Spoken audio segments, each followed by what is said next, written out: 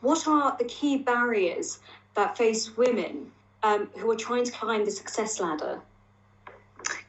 Very, very key question. And I think just looking at those statistics that are still relevant, still exist, five women in 100 FTSE companies is a recent figure, a current figure.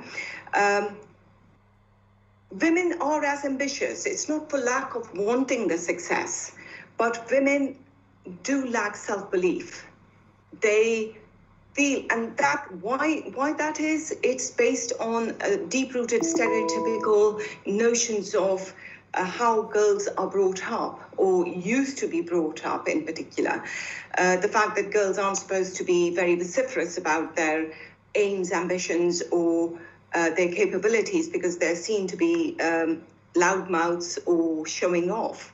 But what that does, that lack of self-confidence or self-belief turns that positive cycle of belief, action, result into something negative. It's a negative spiral where women see themselves just passing on opportunities and not really putting themselves forward.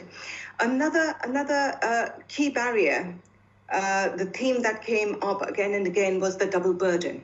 Women are faced with, I suppose I would take the liberty of calling it a triple burden now, because they're doing their job. They are, I'm not saying always, but mainly, predominantly the carer for the children, for young families. Increasingly, as we are living longer, you find that they also may have responsibilities for caring for the elderly relatives within the family.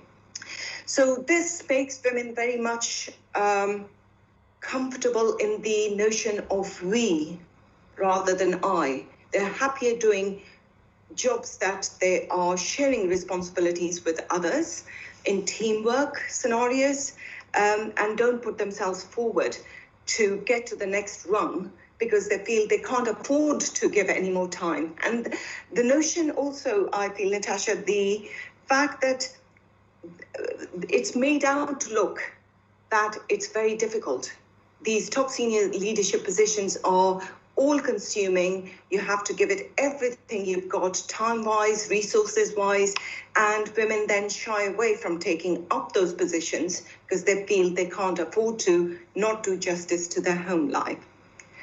Yet another challenge women face is that of gender prejudice. And I've already given a few examples, I think, of reasons as to why this exists. But when people think of a manager or a leader, the assumption, it's changing gradually, but the general assumption is that of a assertive, strong male.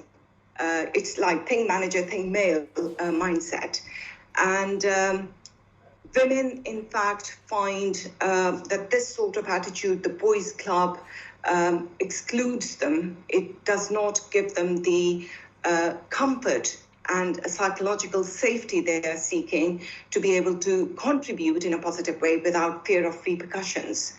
What happens is they find these workplaces inhospitable, they leave as a result, and they're stopped from getting to the next rung of the ladder, and the organizations, they suffer diversity, lack of diversity, and of course the lack of productivity. I'd like to comment, in fact, that McKinsey's research showed that true gender equality across the globe would mean an addition of $28 trillion worth of GDP added to the world's baseline, and that is equivalent to China and US economies combined.